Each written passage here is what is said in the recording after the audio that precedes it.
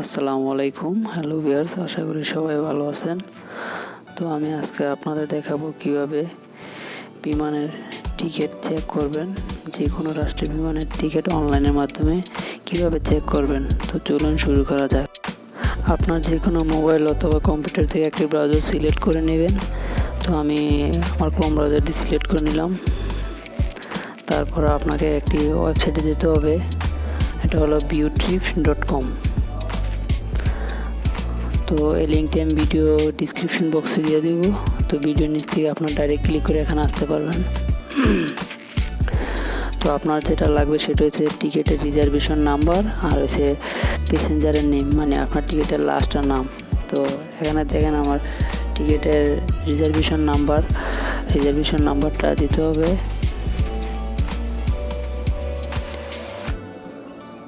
তো আমার রিজার্ভেশন নাম্বারটা হলো P64।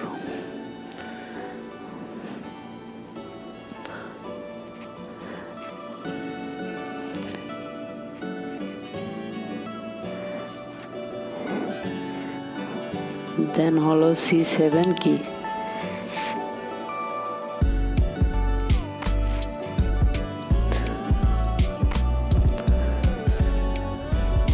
C7K P64 C7K, এটা হলো আমার টিকিটের রিজার্ভেশন নাম্বার। আর এখানে আছে আপনার লাস্ট নেম। তো আপনার টিকিটের ভিতরে আপনার লাস্ট নেম আছে, দেখবেন প্যাসেঞ্জার। তো ওখান থেকে যে প্যাসেঞ্জার আছে, এই যে এখানে দেখেন প্যাসেঞ্জার নেম। তো এখানে নাম আছে, লাস্ট নেম আছে, বাসার। তো আপনার এখানে যে নামটা থাকে এই নামটাই ওখানে দিবেন।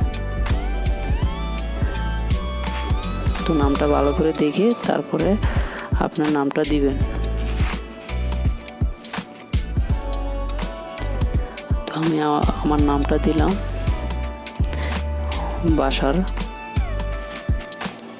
তারপর এখানে সার্চ বাটন আছে। তো সার্চ বাটনে আপনি ক্লিক করবেন, তাহলে আপনার টিকিটের অল ডিটেলস এসে পড়বে।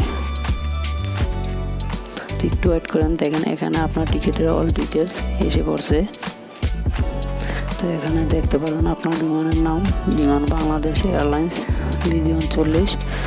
আপনার ঢাকা থেকে ছাড়বে 8:30 AM সকালে, আর রিয়াদে পৌঁছাবে আপনার 12:05 PM। তো টিকিট ভিউতে ক্লিক করলে আপনি ক্লিয়ারলি বুঝতে পারবেন, অল ডিটেলসে ভালোভাবে বোঝা যাবে।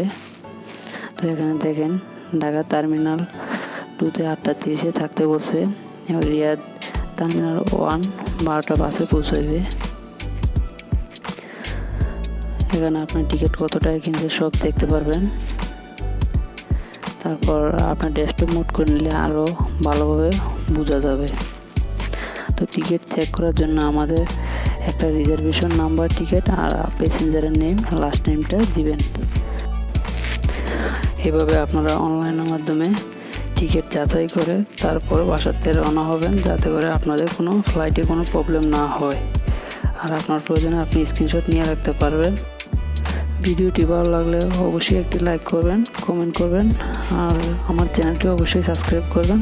All the best.